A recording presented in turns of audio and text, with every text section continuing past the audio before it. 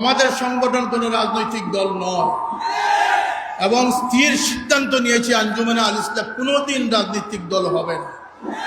এটা আল্লাহর ওলির প্রতিষ্ঠিত সওয়াদে আজম আহলে সুন্নাত ওয়াল জামাতের একটি ডান্ডাবাহী সংগঠন। এটি দুনিয়ারও কাজ করবে, আখিরাতের কাজ। যদি আমরা রাজনীতির ঘোষণা দেই তাহলে সকলের মন মস্তিষ্ক ডাইভার্ট হয়ে যাবে, ইখলাস নষ্ট হয়ে যাবে, আমরা দুনিয়াদারদের মিছিলে শামিল হয়ে যাব। আল্লাহর ওয়াস্তে আমার এই সংগঠনগুলোর নাম নিয়ে কোনো রাজনৈতিক বক্তব্য দেওয়া থেকে বিরত থাকবে। আমি ব্যক্তি স্বতন্ত্র হয়ে দাঁড়াতে পারি, আমার শাহেদ খান স্বতন্ত্র হয়ে দাঁড়াতে পারে, মৌলানা বেলাল স্বতন্ত্র হয়ে দাঁড়াতে পারে, মৌলানা সিরাজুল ইসলাম ফারুকী স্বতন্ত্র হয়ে দাঁড়াতে পারে, পারলে তাদের সাথে পাল্লা দিয়ে তাদের মোকাবিলা।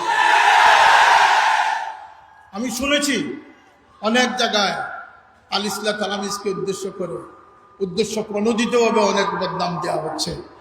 আল্লাহর কসম, এটি সওয়াদে আজম, এই তালামিজের কর্মীরা সিংহ শার্দুলের ভূমিকা আছে। ইনশাল্লাহ যে তরবিয়তে তারা আদর্শবান হয়েছে তাদের প্রাণ দিবে, কিন্তু তারা কোনো বাতিলের সাথে আপোষ করে না।